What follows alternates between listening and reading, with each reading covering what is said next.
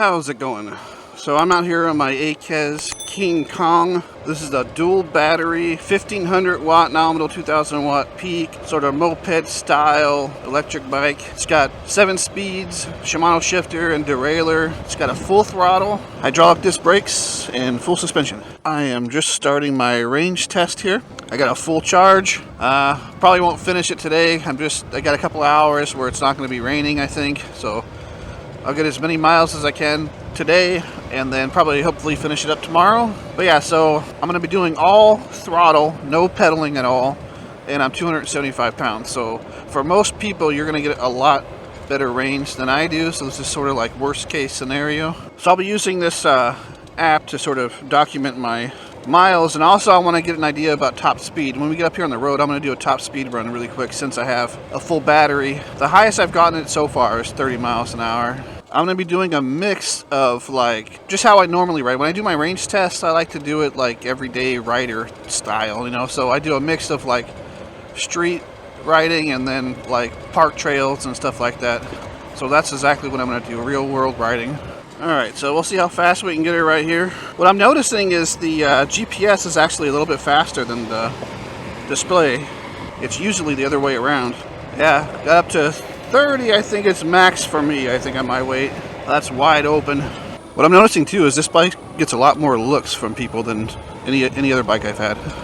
I walked right up on a gator in here one time. It was just like basking on the side. There's an old short I did a long time ago of it. I mean, not right up on it. Maybe I was like 10 or 15 feet away from it, but pretty close. It was only like a 6-foot gator though. It wasn't huge.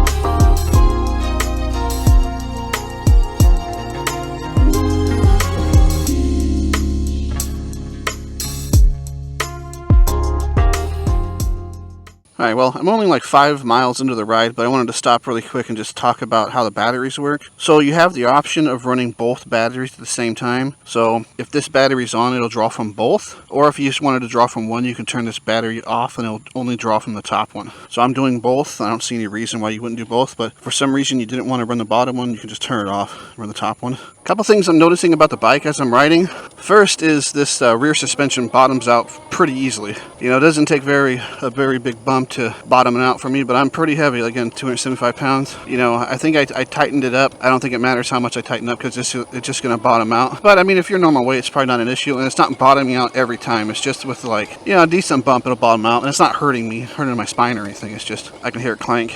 So the other thing is, not that I'm just noticing, and I already knew this, but you see it doesn't have a battery percentage on the screen. This is one thing that really annoys the crap out of me, because I don't know how many times or how many videos I've seen of people doing reviews on the bikes, and everyone gets annoyed and pissed off when there's no percentage. It's especially annoying for situations like this where I'm doing a range test. You know, I want to see how much percentage I've used at 10 miles, at 20 miles, at whatever, and I can't do any of that because I'm depending on these stupid bars, which are different sizes. So does each bar represent the same unit of power, or is it the smaller bars represent smaller units of power? It's like, how the hell am I supposed to know any of this? At least have the battery voltage on there so I can calculate it myself. But yeah, if you're a manufacturer and you're still using these stupid bars and not giving percentage, you're not listening to your consumers. Everyone hates that. Stop doing that, please. Alright, well, I finished up my first spot. I'm going to head on over to my second spot. It looks like the weather's improving a bit, so I'm going to venture a little further away from home. I mean, it goes fast enough to ride on the street, you know, 28. I'm pretty much maxing at 28 now that I've drawn the battery down a little bit. Oh, here we go, 29, 30. Okay, no, it still goes up to 30. I think it's just fast enough to ride on the streets like this. Otherwise, I mean, I think people would get really pissed off. I'm actually going to cover a pretty good distance, you know, at full throttle. So it'll kind of simulate, you know, if you're actually going to be commuting somewhere and you're looking for a commuter bike with good range. So yeah, it'll cruise 29, 30 miles an hour, no problem. I'm full throttle, almost 8 miles into the ride, and I haven't lost a bar yet, so it's going pretty good, I guess. Besides a couple of times that I bottomed out, it's a pretty cush ride. I think the big 4-inch tires absorb a lot of the impact, so it kind of makes for a smooth ride. So I guess let's just talk about who this bike is for. You know, because there's other bikes on the market, they are a little bit pricier, but they have like the dual motors, so they have a little bit more get up and go. Some of them are 52 volts, some of them are 60 volts. They'll go in between like maybe 45 to 50 miles an hour or something like that. They're technically not street legal, right? So this is sort of pretty much the highest power, longest range bike you're gonna get and still be within that street legal range. I know the motor limit is 750 watts, this is 1500 watts, but I mean, as far as like the speed limit, you can't go over like 30 miles an hour. That's pretty much the limit in most cities. It's actually 28 miles an hour, but close enough. I guess what I'm trying to say is I think this bike is for people who want to stay within that legal limit, stay within that gray area right at the edge of the legal limit, and never have to worry about cops or anything like that. You know, because you can go up to a cop, you can say this is a street legal bike, it's got pedals, you know, it's capped at a certain speed, they can even ride it and check it out if they want to. Right, so you're never going to have any legal issues or impound issues or anything like that with this kind of bike, so it's very safe in that regard. So I think this bike is for those kind of people, right? They don't want to have that sense of nervousness when they see a cop and wonder if they're going to get pulled over.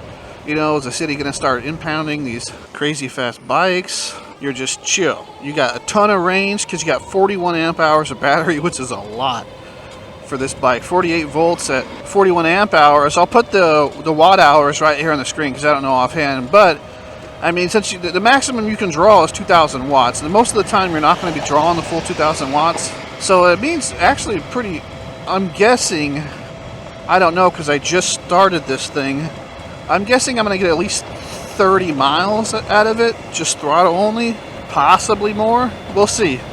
If it gets 40 miles, that's, to me, is very impressive. If it gets 30, I think that's pretty damn good. If it gets under 30 at 41 amp hours, not so good.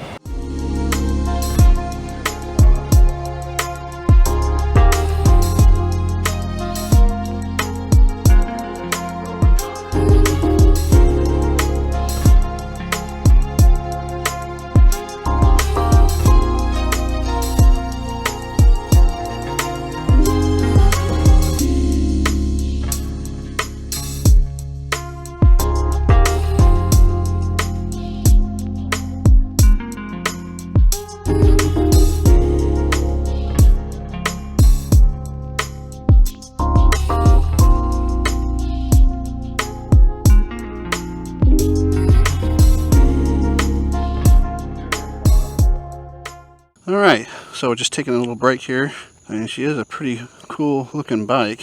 So far we're at almost 13 miles and I haven't lost a bar yet, which is very interesting because I'm not even getting any voltage sag or anything like that when I'm full throttle. I don't know how accurate this energy bar is. Seems like I should have lost a bar by now. Let's continue the journey. You know, just to get home, I'm going to be at 20 miles by the time I get home, or pretty close to it, and I don't even think I'll be at 50%. So this thing, I mean, so far, if this thing's accurate, this is far exceeding my expectations. This is where it gets a little shady right here, because this is like everyone goes like 50, 55 miles an hour on this road right here. I'm going to be going 30.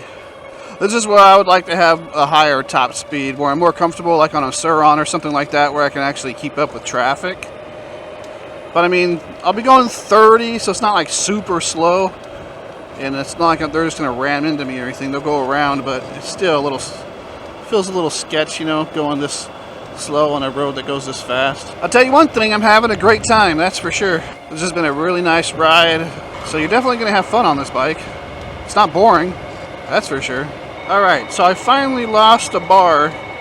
That might be voltage sag too, because I got it full throttle, and I'm at almost 14 miles now. Now that the first bar has gone down, my top speed is running 27 to 28 instead of 29 to 30. So that first bar has to represent about God, it's got to be 30% of the battery or something. Well, I just hit 29. But basically 27, 28 is where I'm running right now. So now we're 2 bars down. That's definitely because of the voltage sag.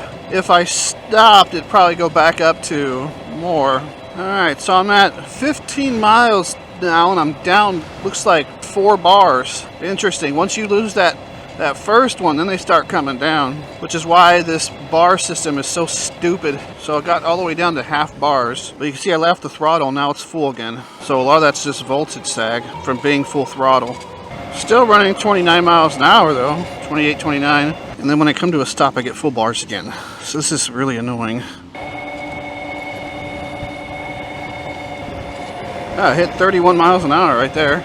Doesn't seem to have really cut power very much though, because I'm still hitting, I got up to 31 miles an hour, but I'm still hitting 29, 30 just consistently. I'm at 17 miles.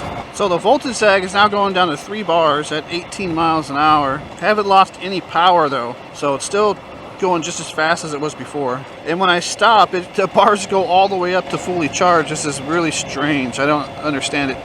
Okay, so I'm home. I did 20 miles. You can see the energy bar is still full, which is really stupid. The energy sag gets it down to about 3 bars. So I have absolutely no idea how much range I have left, what the battery voltage is, or anything. So I guess I'm just going to keep it near my house and keep riding around until I run out of batteries. So I'm going to take a break and I'll see you guys right back.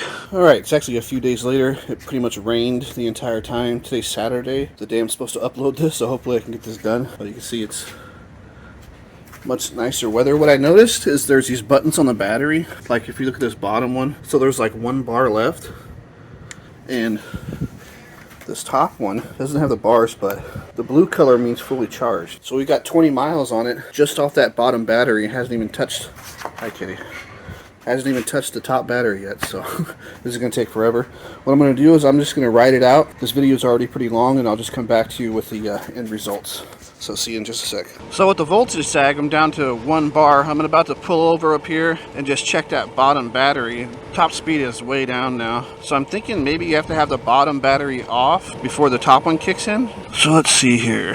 Yeah, so now it's on red. So I think what I'm going to do is I'm going to turn this battery off here. There's just a little switch right here. You can turn it off. Okay, and it turned the display off, so I didn't need to turn it back on or something. Oh, so now it's flashing red. Oh, interesting. Earlier it was flashing blue as if it was full. Now it's flashing red. And this one is still red. Oh shit, I better go towards home. Yeah, I was thinking since that this light was blue, that meant this battery was full, but apparently not. So it looks like I've got maybe a few miles left before I'm dead, and I'm at 25.7 miles total so far on a charge. Yeah, you can see the top speed's a lot lower now, 22, 23 now. Yeah, so I don't want to drain the batteries all the way down. I'll maybe put another mile or 2 on it, but it looks like it's going to hit right at 30 miles, I'm guessing. Yeah, I would say 80% of that 30 miles was full throttle, and 20% was just like, you know, on bike trails and stuff going slower. And I'm 275 pounds. So I said it would